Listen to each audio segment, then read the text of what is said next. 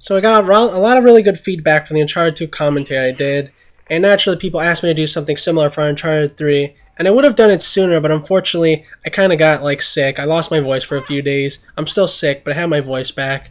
So the gameplay you'll be seeing here is a 4v4 FN match against SK. It's a pretty good match. And if I'm going to talk about Uncharted 3's multiplayer, I have to go back, just like I did with Uncharted 2, with the Uncharted 3 Summer Beta, which I consider to be probably the best iteration of Uncharted 3's multiplayer. That being said, it did have its problems. When it comes to the standard playlist in Uncharted 2's multiplayer, they added a lot of new things. It was quite a bit different from Uncharted 2. For example, they had loadouts, they had kickbacks, they had power plays. And honestly, all these new wrinkles and stuff, I didn't really like all that much, to be completely honest. I kind of like the classic arcade arena style shooter that Uncharted 2 was. I didn't really like loadouts. I didn't really like kickbacks or kill streaks, whatever. That's basically what they were. And all these influences obviously came from Uncharted. And this is the time period where, honestly, every multiplayer shooter was trying to be kind of like Call of Duty.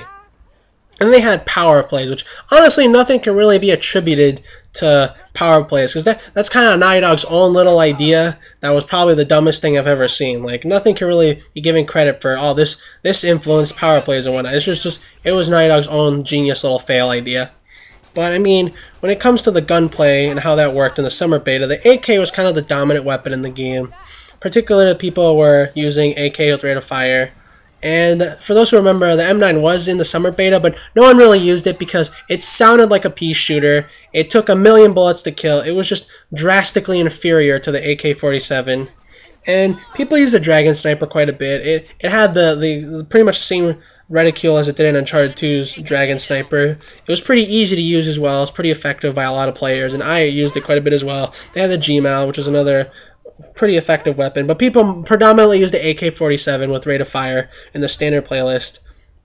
And when it came to boosters, there was Cloaked in the summer beta, there was Weapon Expert and whatnot, but people predominantly used Weapon Expert, so they could have rate of fire and like some other attachment mod, whatever.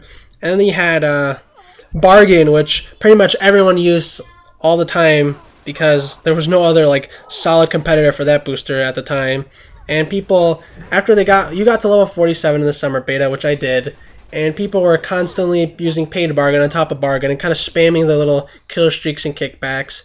And I just found it annoying. Like, all these new little additions kind of like summed up to what I basically feared, which is they were going to cause more harm than good. Like, I really didn't feel like all these things were needed, and I really didn't like any of them in particular either.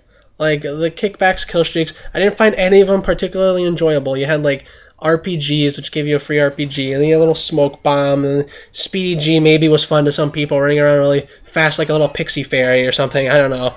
But I didn't really find any of these things particularly compelling or enjoyable. And that's why after the standard playlist, I kind of moved over to the hardcore playlist. It didn't really have all these new little wrinkles. It was kind of the final taste of Uncharted's multiplayer, and the reason why I loved Uncharted, it's the simplicity, the gameplay.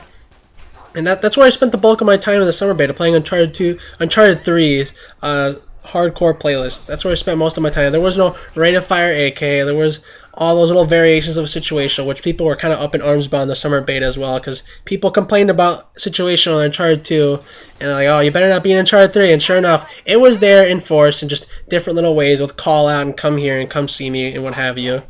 And in hardcore, you really have to deal with all that stuff. I mean, I wish they did have the boosters in hardcore, but I didn't have to put up with the power plays and have to put back with people pulling RPGs out of their asses and hitting me with that. It was just a much cleaner, smoother experience to me.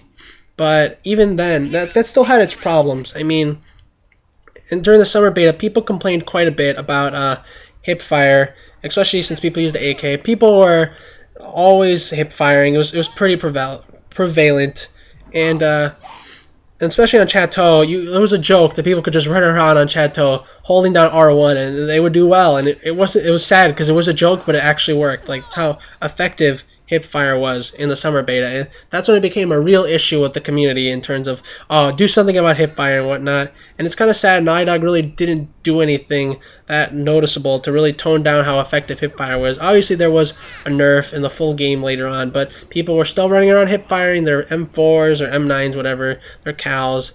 It was still very effective, very much alive. But this stems all the way from even Uncharted 2 how effective it was. It was just, it became more prevalent in Uncharted 3. People were doing it much more often. And with hardcore, I had to put up with a lot less of the crap, so that's where I spent the bulk of my time. And you really only had two maps. I think they added Yemen later on in the summer beta, and a lot of people really didn't like that. I mean, in terms of Uncharted 3, all the maps are kind of bad. Honestly, in my opinion, they're all pretty bad. For example, Syria is terrible. Desert Village is terrible. Like, you look at these two maps, and they look like they belong in Tomb Raider's godforsaken multiplayer. You look at the layout and the design, it's not even the fact that they're asymmetrical. They're just bad-looking maps to play on, and they're bad to play on top of that. They don't even look like maps that people would play the multiplayer competitively on. They just look sloppy and terrible. And I mean, the Yemen initially, when the introduced in summer beta, people were like, "Oh, this is just like High Rise." Honestly, was a pretty good map, and probably one of my favorite maps in Uncharted 3. The only map that I think is good in Uncharted 3 is Yemen. But that was kind of like what the summer beta was. I predominantly played in hardcore, so my experience was a little bit more cleaner, and I enjoyed it quite a bit. I know life did quite a bit. And from the summer beta, we move on to the subway beta, which is basically the final stretch to the full game. And the subway beta, they kind of did take a few things, and like they listened. For example, the AK was no longer like the most predominant weapon used. In the subway beta, people more or less used the M9 because it actually got buffed up. I mean, people initially did use the AK because they came from the summer beta and it was effective there. But people realized that M9 was better in the subway beta, and it became better in the full game. That's kind of how people were playing in terms of gunplay.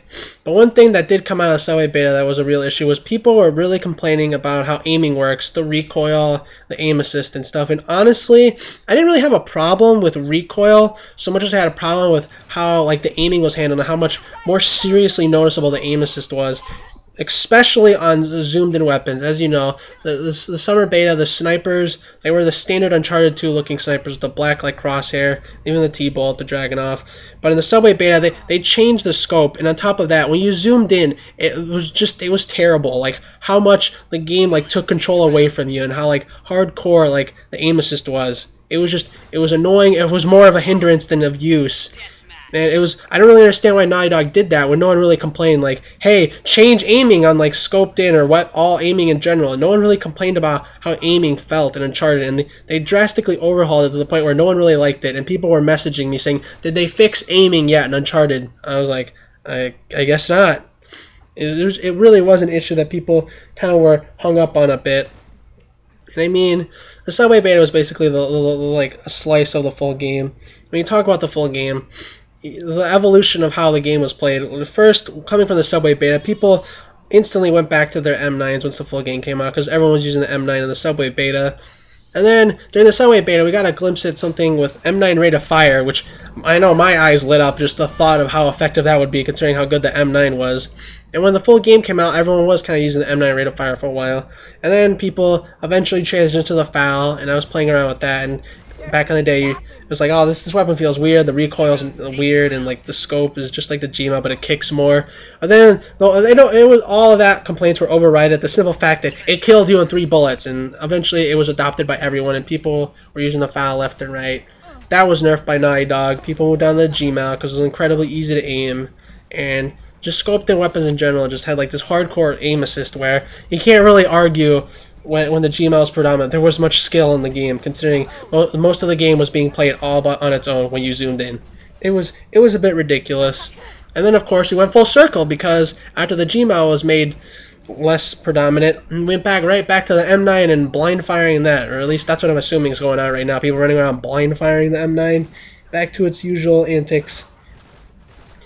And I mean, that's kind of just how the game transitioned for a while, but it's perfectly normal for a multiplayer game to evolve. Don't get me wrong when I say that I don't find these changes to be like the gripe I have with it. It's so much that the way it happened and how quickly it did. I mean, first we were on the M9, then we were on the FAL, and all this that all happened in like a few months time span. Multiplayer games evolve over like a course of like a year or two, maybe like half a year, but these changes were happening like 3-ish, 4 months. And that's kind of just illustrates like Naughty Dog's like poor balance design in Uncharted 3 versus Uncharted 2, where you didn't have all these drastic like evolutionary gameplay changes in the way people were playing and what people were using. this was constant in Uncharted 3. People really had to put up with how the game was constantly like changing at such a dime with what people were exploiting, using. And I mean, I don't have a problem with the way people exploit things because this is perfectly common. Go on any multiplayer game and you'll find people doing like certain trends. People will all be doing kind of similar thing at a certain level of play. People kind of all use the same thing, but this is normal. But what's not normal is this happening at such an accelerated rate. Like it was happening all the time. Like in a few months span, it was just the game was different. People were using different things. People were going about playing differently. And when you have a multiplayer game constantly evolving at such a rapid rate, that's when you know the developer really didn't put the time in to really balance everything out. Because if one little change is really going to turn over the entire game's way of playing, it's not a good multiplayer game. It's just as simple as that. But I mean, even the same thing can be said about kickbacks in terms of we went through all these phases with. Then we had first we had like the quick boom era. Then we had like the whole like jumping around sawed off time period. And then we went back to jumping around with hammers. I mean, a lot of jumping, but people were kind of always like finding what was the best kickback and then using it.